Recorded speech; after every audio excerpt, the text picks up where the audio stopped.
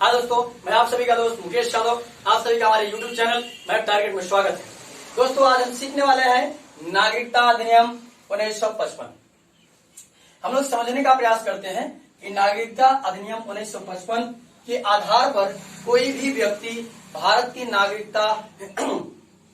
नागरिकता कितने प्रकार से ले सकता है। तो समझिएगा ध्यानपूर्वक। पहला है जन्म के आधार पर। क्या है? भारत की नागरिकता कोई व्यक्ति जन्म के आधार पर पहला है। तो समझिएगा, जन्म के आधार पर ये जब बनाया जा रहा था तो इस पर कोई भी ध्यान नहीं दिया गया, इसको बना दिया गया वैसे, लेकिन बाद में इसको पता चला कि यार ये तो क्या बना दिया। अब कोई विदेशी आता था, कोई विदेशी महिला है, गर्भवती है, भारत में आकर के बच्चे को जन्म दे देती है, वो बच्चा भारत का नागरिक हो जाता है। ऐसे जो पाकिस्तानी थे उसको क्या करने लगे, मिसयूज करने लगे। वो 10-10 पत्नी रखते थे, गर्भवती करते थे, प्रेग्नेंट करते थे, भारत में छोड़ देते थे और वहां बच्चा पैदा होता था, भारत का नागरिक हो जाता था। भारत का नागरिक हो जाता था, फिर क्या करता था, ये आतंक फैलाता था। तो उसके बाद 1986 में भारत की नीति खुली गई है, ये क्या कर दिया। तो अब भारत कहा कि अब जन्म के आधार पर नागरिकता हम तभी देंगे जब एक पिता जो होगा वो भारत का होगा, यानी पिता क्या होगा, भारत का होगा।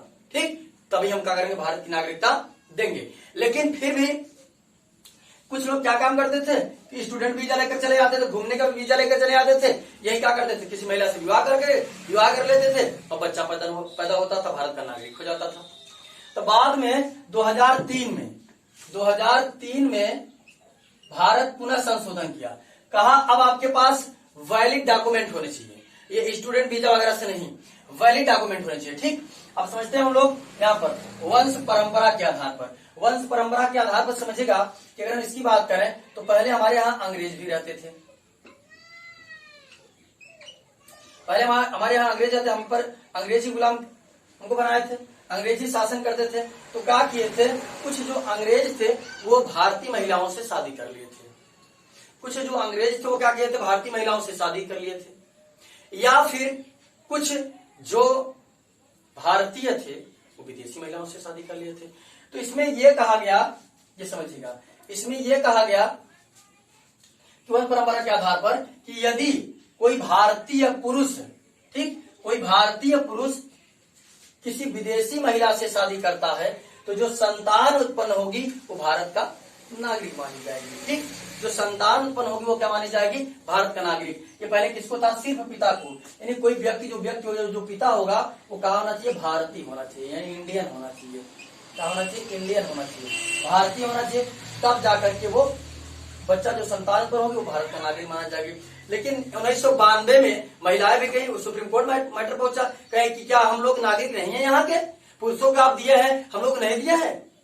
तो 1992 में जाकर के ये अधिकार माता को भी मिल गया। ठीक, किसको मिल गया, माता को भी। यानी अब इनमें से माता अथवा पिता कोई भी यदि भारत का नागरिक है तो उनकी जो संतान होगी वो वंश परंपरा के आधार पर भारत का नागरिक माना जाएगा। ठीक, चले आगे समझते हैं। ऐसे तमाम एग्जाम्पल है, जैसे युवराज सिंह है, युवराज सिंह हेजल से शादी किए हैं, तब उनकी जो संतान उत्पन्न होगी वो क्या हो जाएगी, भारत की नागरिक हो जाएगी, क्योंकि उनके पिता भारतीय हैं। ठीक, समझिएगा। आगे समझते हैं हम लोग पंजीकरण के आधार पर। पंजीकरण के आधार पर जैसे कोई व्यक्ति भारत का नागरिक नहीं है, समझिए भारत का नागरिक वो नहीं, अगर वो भारत की नागरिकता लेना चाहता है तो उसे क्या करना होगा कि 5 वर्ष भारत में रहना होगा। पहले ये 5 वर्ष था कि 5 वर्ष भारत में आप रहिए, लेकिन अब ये बढ़ करके 7 वर्ष हो गया। कितना हो गया है, 7 वर्ष। लेकिन कुछ लोग गलती कर जाते हैं, वो 5 वर्ष वाला ये पहले था, अब जो है वो 7 वर्ष हो गया है। ठीक, कितना हो गया है, 7 वर्ष। कोई व्यक्ति अगर विदेशी व्यक्ति भारत की नागरिकता लेना चाहता है तो 7 वर्ष भारत में रहेगा। 7 वर्ष भारत में रहने के बाद भारत सरकार से रजिस्ट्रेशन कराएगा, यानी पंजीकरण कराएगा, तब जाकर के भारत सरकार नागरिकता उसको देगी। अब भारत सरकार की मर्जी है, चाहेगी तो देगी, चाहेगी तो नहीं देगी। अब थोड़ी नहीं है क्या भारत सरकार, हम 7 साल रह लिए, हमको नागरिकता दो, ये थोड़ी नहीं है कि नागरिकता कहेंगे हमें नागरिकता दो, नागरिकता दे देगा। अब थोड़ी नहीं है कि IAS बनना है आपको या फिर और कोई बनना है, जैसे IAS के लिए ग्रेजुएशन हो गया तब पहले हम ग्रेजुएशन कर लेते हैं, भारत सरकार हमको नियम बनाओ, IAS बनाओ, ऐसे होगा का भाई, जब एग्जाम क्वालिफाइड करेंगे इसी तरह से ये होगा, क्या काम करेंगे हम, पंजीकरण के आधार पर क्या करता है, ये अप्लाई करेगा, जाकर रजिस्ट्रेशन कराएगा, भारत सरकार जांच कराएगी, आकर के पूछेगी, भारत सरकार के अधिकारी आएंगे, पूछेंगे कहा भैया फलाने कितने दिन से यहाँ रह रहे हैं, तो कोई बताएगा हाँ भैया हमको इतने दिन से जानते हैं, यहाँ इतने दिन से रह रहे हैं। अभी थोड़ी नहीं झूठे जाकर कोई डॉक्यूमेंट पेश कर दिया तो पंजीकरण करा लिया तो उसको नागरिकता मिल जाएगी। ठीक, यानी भारत सरकार 7 साल रहने के बाद क्या करेंगे, भारत सरकार से रजिस्ट्रेशन कराएंगे, भारत सरकार जांच करके उसको क्या करेगा, नागरिकता देगा। देशीकरण के आधार पर समझिएगा, देशीकरण क्या है। देशीकरण की यदि हम बात करें तो देशीकरण के आधार पर समझिएगा कि यदि कोई व्यक्ति, जैसे समझिएगा फॉर एग्जाम्पल के माध्यम से आपको समझाने का प्रयास करते हैं।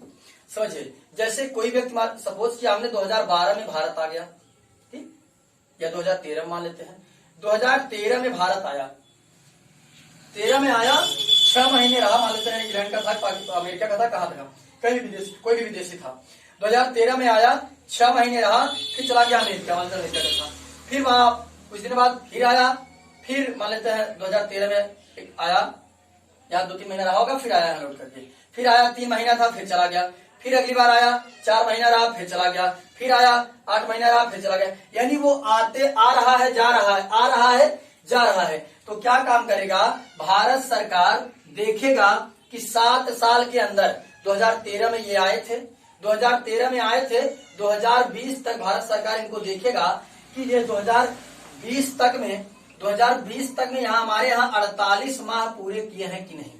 यदि वो व्यक्ति 2013 में आया था, आ जा रहा है, और 2020 यानी 7 वर्ष के भीतर अगर वो 48 माह भारत में बिताएगा तो फिर क्या काम करेगा, उस नागरिकता के लिए अप्लाई करेगा। तो भारत सरकार कहेगी ऐसा है 5 वर्ष आप और इंतजार करिए, अप्लाई कर दीजिए, आप 5 वर्ष इंतजार करिए, आप चाहे तो आप भारत में रह करके इंतजार करिए, चाहे अपने घर अमेरिका चले जा करके इंतजार करिए।